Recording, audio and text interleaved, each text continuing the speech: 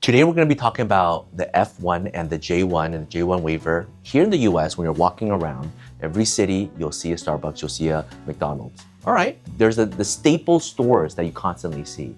Here's a staple store that you might not expect when you're walking overseas. You might be walking around and boom, there is an international student store. There's another international student store. And the entire store and the entire business is to walk you through the process, prep you for the application, help you get into the school, help you get the visa. But once the student gets that F-1 visa and then flies over to the US, all the problems that happen afterwards, the original agent, the person who helped you cannot really help. So now there's just huge amount of people who have needs, but they don't have necessarily solutions. To get an F-1 visa, the basic requirements, pretty straightforward.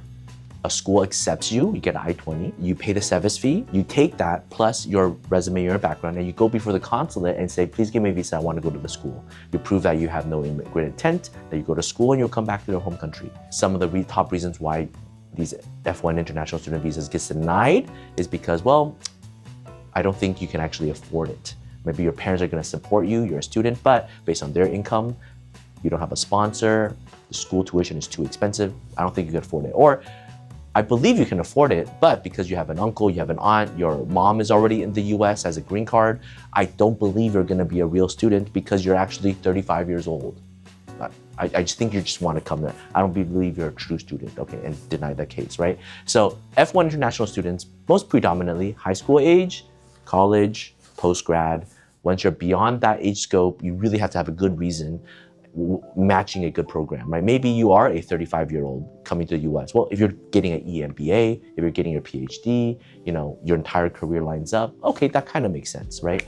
But, you're a 35-year-old coming to the US to go to a language school, just study back in your home country. Why come to the US to learn English, right? So that's all about getting the F-1 visa to get into the US, but a series of things happen. Maybe during the school transfer process, you fall out of status. Suddenly, you're not a student anymore. The DSO, the designated school official, cancels your I-20, and now you're out of status. You need to file a reinstatement. You can file a reinstatement with USCIS. You can go back to your home country, get a new visa, come back in.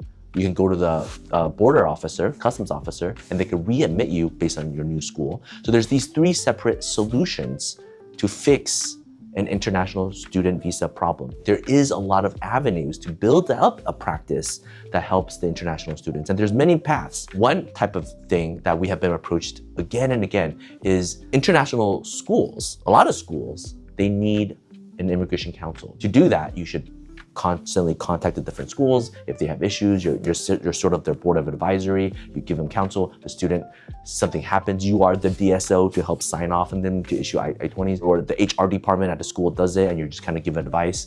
That's one area that you could do. Another potential partner is you help the agents overseas. They don't want their precious clients to suddenly just leave them and find another solution. They want to be able to help them out.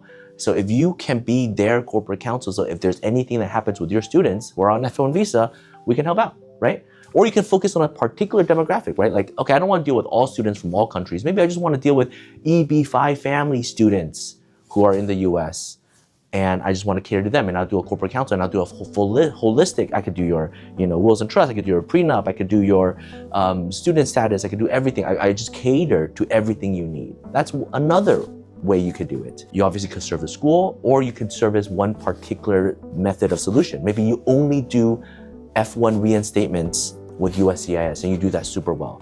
Or maybe you only do the consular F-1 visa reinstatements and reapply, you do that super well, right? Or you do the customs communication CBP work for reinstatements, you do that super well. So there's so many different areas in which you can help international students.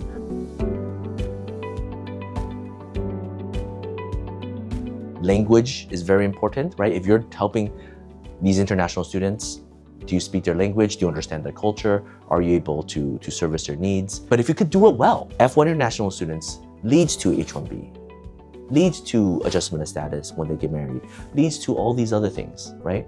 And I just find it very surprising that there's so many of my peers in the US that practice immigration really don't focus on international students. Now, J-1 is the fun cousin of the F-1. F1 is obviously to get a bachelor's degree, a master's degree, PhD. J1 is to come to work, to learn, to experience, to be an intern, for essentially an international intern coming over to experience the work culture, and you're supposed to go back. People can't get B1, B2 visas. They can't get F1 visas. They don't have a H1B sponsor. They don't have a job in the US. It's really hard for them to get into the US, but they need to come for whatever XYZ reason. J1 is potentially one of the only avenues available, essentially saying, I want to go to this university to teach. I want to be able to go intern. I'll be able to work for a summer position. I want to be able to come into the US to get a J visa.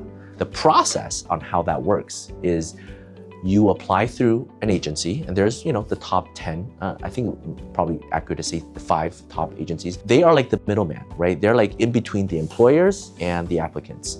And what they do is they take your application and then they go interview different employers of what you want to do, and they're a matchmaker, right? And then once they match you, write the letter rec, give it to you, you apply for the J1 visa overseas, you get the J1 visa, and now you can come to the US and now you can officially work/intern. The caveat is if you are state sponsored or you're government sponsored, technically the theory behind that, the foreign policy behind that is your country really needs more doctors. Okay, send all your doctoral students over, work for 3 months, work for a year, shadow our doctors, and then go back to your country and improve your medical system. That's one original intent of the J1 waiver. But what happens is a lot of people come over and they don't want to leave anymore. Well, then that kind of breaks the program. And so now you have to apply for a J1 waiver saying, my country actually doesn't need me. All right, even though it's funded from grants, they don't need me. Or you're saying, I don't need a waiver because it's self-funded, right? And so the J1 waiver has these particular requirements, right? Or if I do go back, I'll suffer extreme hardship. All right, fine, then you don't have to go back. You can just continue to stay and you can adjust status. It doesn't give you a new status. It just means if you don't want to go back and you found another way to stay in the US, you got married to a US citizen, or you got a H1B sponsor, well then you have to prove that we're not breaking any foreign diplomatic ties or anything like that, right? So you have to get a waiver. So if you want to do the J1, it's very similar to the F1 in the sense of you could help the international individuals to get a J1 job, so you become like the middleman. But again, there's these 5, 7 already really strong programs out there that do the middleman work. You can always be their corporate counsel, but again, they probably have a lot already. You can yourself be an employer, and then when individuals come in on the J1, whether to your company or somewhere else, you can always just focus on the J1 waivers. So I have seen firms heavily focused on J1 waivers because it is tangential to whatever else they're working on, right? If you want to do an R1 application, if you want to do an H1B application, but they're on J1, well, you have to do the waiver for them in order to do that, right? So there's a lot of firms that do the J1 waiver process. So if you want to go into the J1 space, you should also do the waiver process. That's you definitely have to. Or you could be the advice and counsel individuals who want to go through the J1 process to advise them, don't do a J1 process that requires a waiver, right? A lot of people don't know. So many people don't know that when they come in a J1, do you have to do a J1 waiver or do you not have the J1 waiver? And just so you know, if you come in as a J1, your dependents come in also. If you need a waiver, they all need a waiver. Everybody needs a waiver. But a lot of times you don't know. So a lot of times you can advise clients overseas, teach them about it. They go get the J1, they come in, and then when they find an employer and then you need the H1B, then you kind of do it. You can almost think of it as a secret Swiss Army knife of all the different visa categories, right? It's much easier to get. It's very low cost. The only big downside is you potentially have to do a waiver. But if you can get it without having to do a waiver, well, then you're in the US. And once you're in the US, then you can find a potential job, spouse, something else, and then you can adjust, right? So for people who can't get the B1, B2, people who can't get the F1, they're already in their 30s, in their 40s, J1 becomes that mini step. These are things that a lot of people don't know about, but you should definitely know if you are in the immigration space, whether you do it or not do it. But there's also these opportunities that you can do it and you can do it well.